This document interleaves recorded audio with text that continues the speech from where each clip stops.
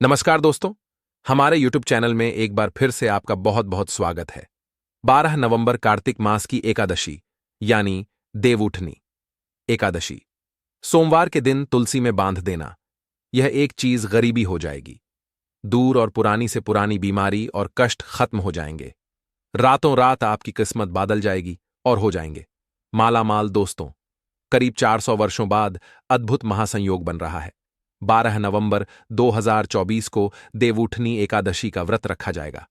दोस्तों, शास्त्रों के अनुसार कार्तिक मास में पढ़ने वाली एकादशी तिथि को देवउठनी एकादशी या पुरुषोत्तमिया एकादशी के नाम से जाना जाता है।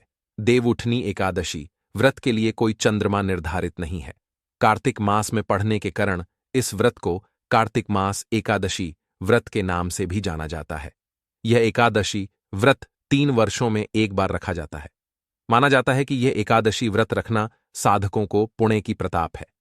हर एकादशी का अपना महत्व और कथा होती है। दोस्तों, कहते हैं कि देवउठनी एकादशी का व्रत कथा के बिना अधूरा माना जाता है। विष्णु पुराण के अनुसार देवउठनी एकादशी का व्रत करने से व्यक्ति को पशु यानी कि प्राप्त नहीं होती है। उसे काल मृत्यु का भाई नहीं, राहत है और व्यक्ति मृत्यु के बाद स्वर्ग लोक को जाता है। दोस्तों, अगर आप भी श्री हरि की कृपा अपने जीवन में पन चाहते हैं तो वीडियो को लाइक करके कमेंट में जय श्री हरि जय विष्णु भगवान लिखना ना भूले। साथ ही चैनल को भी सब्सक्राइब कर ले। दोस्तों, तुलसी का पौधा तो प्रत्येक हिंदू घर में होता है, लेकिन बहुत कम लोग तुलसी के संबंध में शास्त्रों में बताए गए महत्वपूर्ण नियम जानते हैं। तुलसी की पूजा कैसे करनी चाहिए, तुलसी को जल कैसे देना चाहिए, तुलसी के पास कौन सी वस्तुएं शुभ होती है आदि कई महत्वपूर्ण नियमों का पलानपूर्वक बक करना आवश्यक होता है। इसके अलावा अगर आप तुलसी के नीचे यह एक चीज बांध देते हैं तो आपको मां तुलसी का देर सर आशीर्वाद मिलता है और आपके घर में मां लक्ष्मी जी सदैव ही निवास करती हैं। दोस्तों, तुलसी का पौधा घर में होना परिवार के प्रत्येक सदस्य के लिए लाभकारी होता है। यह पौधा हर प्रकार से उपयोगी होता है। पुराने के अनुसार तुलसी में देवी लक्ष्मी जी का वास होता है और नियमित रूप से इस पौधे की पूजा करने से लाभ भी अवश्य मिलता है।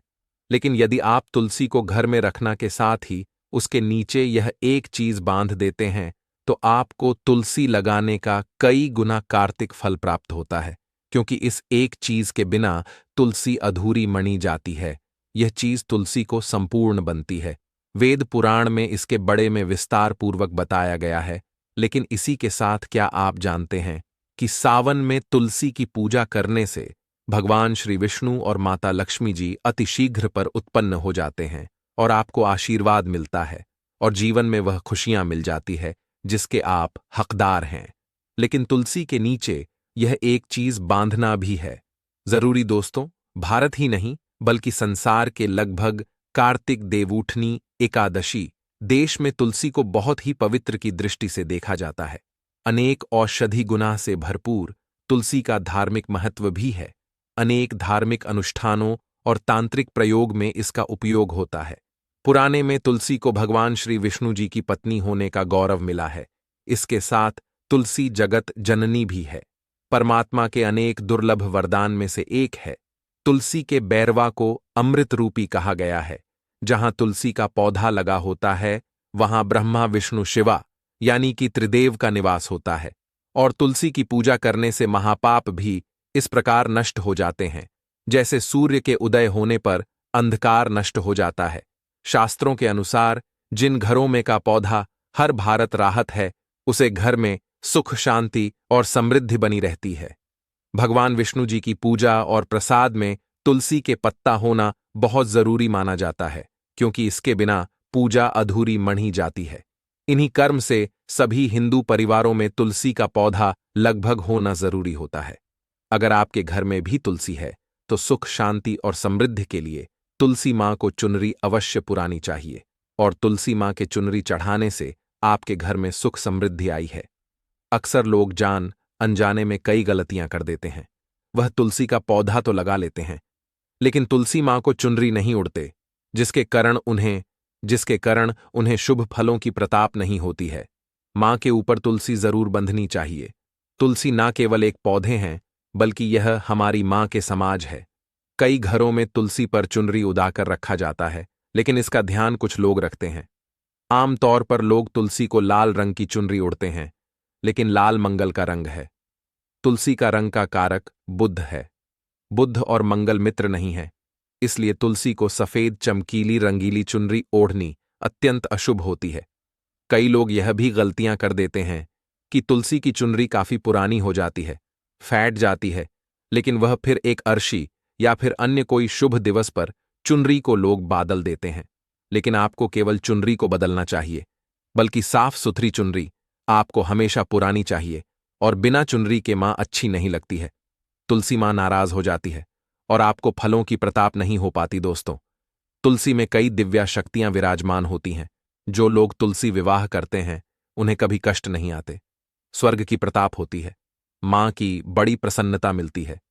शालिग्राम और तुलसी के विवाह करने से सारे हां या फिर कल है, पाप, दुख और रोग नस दूर हो जाते हैं। दोस्तों, तुलसी के पास यह चीज कभी ना रखें। तुलसी के पास आप शिवलिंग ना रखें और गणेश जी की प्रतिमा ना रखें। शिवलिंग ग के पास कपड़े कभी ना सुखाए, क्योंकि आप जब भी सूखने हैं तो उससे जो पानी गिरता है वह अशुभता लता है, नकारात्मकता फैलता है। तो तुलसी के पास कपड़े कभी ना सुखाए, शिवलिंग और गणेश जी की प्रतिमा ना रखें और जूते चप्पल भी ना उतारें। तुलसी के पास सदैव साफ सफाई रखें और तुलसी को शुद्ध पवित्र जल जरूर देना। साफ स्वच्छ वस्त्र धारण करके ही तुलसी को जल दे। दोस्तों, रविवार के दिन भी तुलसी को चुन वर्जित माना गया है। दोस्तों, कोई विशेष मनोकामना है, जीवन में अगर उपलब्धियां नहीं प्राप्त हो रही हैं, जीवन में कोई कष्ट है, माता लक्ष्मी की कृपा प्राप्त करनी है, तो आपको निश्चित तौर पर एकादशी के दिन तुलसी में आप एक लाल मौली ध ले लें। लाल मौली धागा में आप 5 हल्दी गांठ बांध लेने और अपनी मनोकामना बोलते हुए तुलसी के नीचे आप तुलसी में बांधिए और अपनी मनोकामना जरूर बोले। जो भी मनोकामना हो, नौकरी को लेकर हो, व्यापार को लेकर हो, संतान को लेकर हो, विवाह को लेकर हो, यानी एक लाल मौली धागा लेना है। लाल मौली धागे में 5 हल्दी की गांठ बांधकर और जाकर तुलसी में आपको नीचे बांध देना है। रातों रात करोड़पति बन जाओगे, हर मनोकामना पूरी हो जाएगी और 1 महीने के अंदर ही आपकी इच्छाएं भी पूरी हो जाएंगी। माता लक्ष्मी की कृपा बरसेगी, कभी भी धन की कमी नहीं होगी। दोस्तों, वैसे तो आप एक आदि के दिन आप एक लाल मौली धागा आप अपनी मनोकामना बोलते हुए ऐसे भी आप बांध सकते हैं। लाल मौली धागा बांधने से विशेष उपलब्धियां प्राप्त होती हैं, माता लक्ष्मी की कृपा बरसाती है, घर से दुख दर्द और काश का नस हो जाता है। तो आप माता तुलसी के पास एक लाल मौली धागा जरूर बांधे, अपनी मनोकामना बोलते हुए। इससे विशेष लाभ होगा। और साथ ही साथ कोई विशेष मनोकामना, धन प्रताप का मनोकामना है, या फिर आप चाहते कि घर में सुख समृद्धि हमेशा बनी रहे, तो आप लाल मौली धागा नहीं है, आप तुलसी के नीचे एक लाल चुनरी ही बांध दें।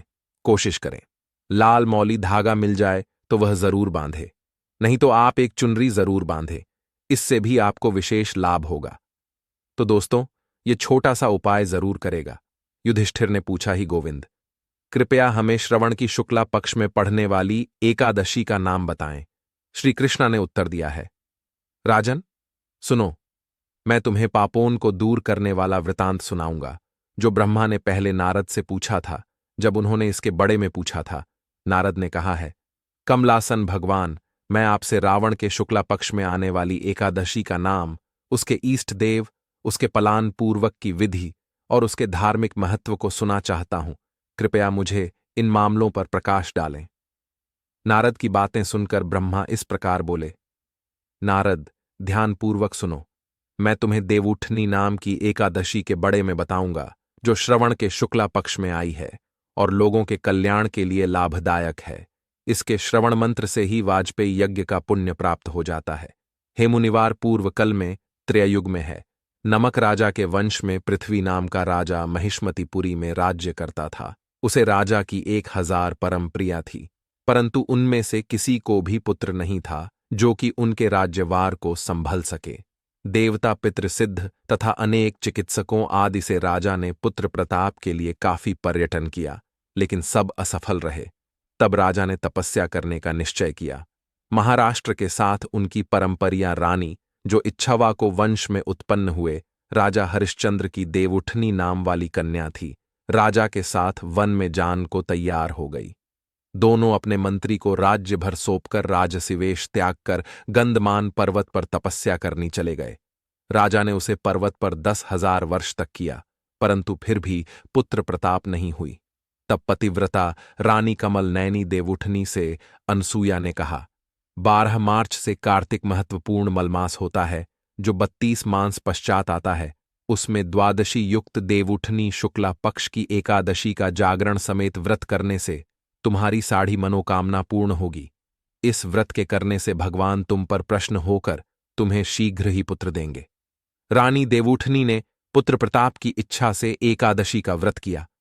वह एकादशी को निराहार रहकर रात्रि जागरण करती। इस व्रत से प्रसन्न होकर भगवान विष्णु ने उन्हें पुत्र प्रताप का वरदान कर दिया।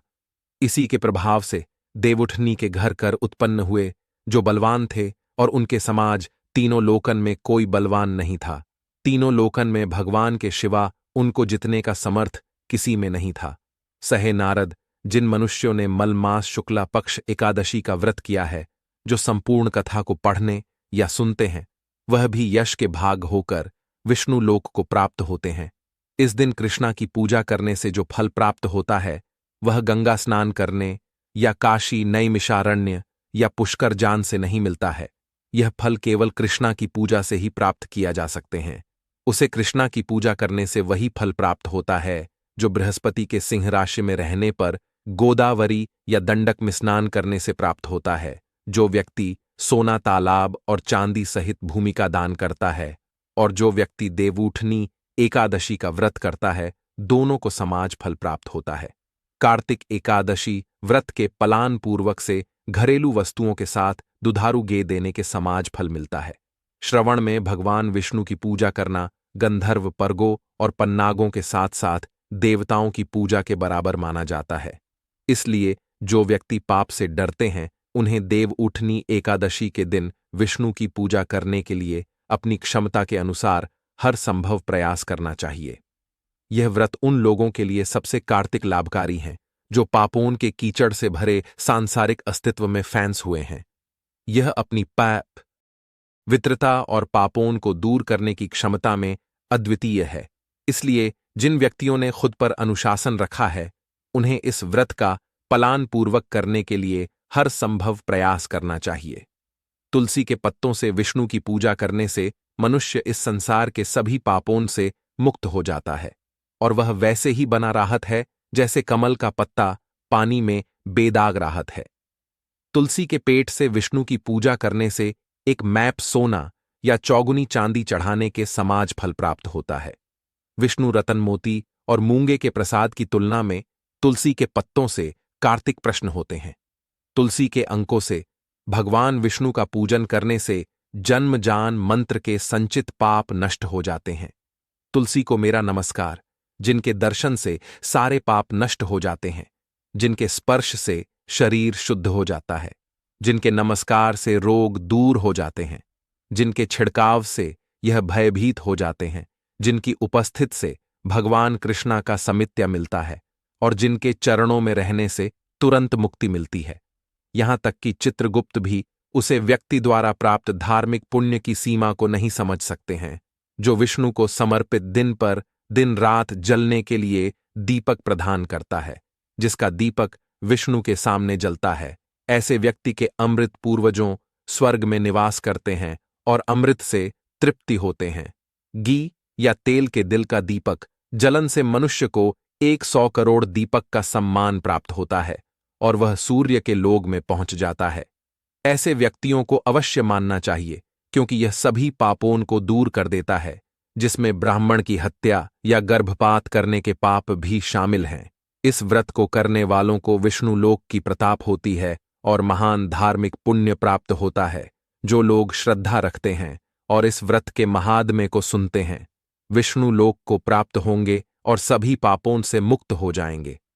देवउठनी एकादशी के दिन भक्तों को पूरे उत्साह और भक्ति के साथ भगवान विष्णु की पूजा करनी चाहिए। लोग जल्दी उठाते हैं और तुलसी के पत्तों, फूलों, फलों और तिलों से भगवान की पूजा की जाती है। बाद में पंचामृत अभिषेक भी किया जाता है। इस दिन भगवान के सामने दीपक जलाकर अपने सभी पापों के लिए क्षमा मांगने की भी प्रथम है। इस दिन तुलसी के पौधे की पूजा करने का विशेष महत्व है, क्योंकि तुलसी जी को भगवान वैष्णव का पूजनीय माना जाता है। देवउठनी एकादशी के दिन तुलसी के पत्तों के दर्शन मंत्र से सारे पाप धुल जाएंगे और उनकी पूजा करने से सभी रोग दूर हो जाएंगे। तुलसी के पौधे को पानी देने से व्यक्ति को मृत्यु के देवता भगवान यह के प्रकोप से बचाया जा सकेगा। इसलिए यह देवउठनी एकादशी व्रत अनुष्का के दौरान एक प्रमुख भूमिका निभाते हैं। और कार्तिक देवउठनी एकादशी हिंदू इसी कारण से अपने घरों में तुलसी का पौधा लगाते हैं। देवउठनी एक आकाशी पर लोग पूरे दिन कुछ भी पीने खाने से परहेज करके पूर्ण उपवास रखते हैं। यदि पूर्ण व्रत संभव ऐन हो तो आशिक व्रत भी किया जा सकता है। इसमें फल और दूध से बने उत्पाद खाने की इजाजत है।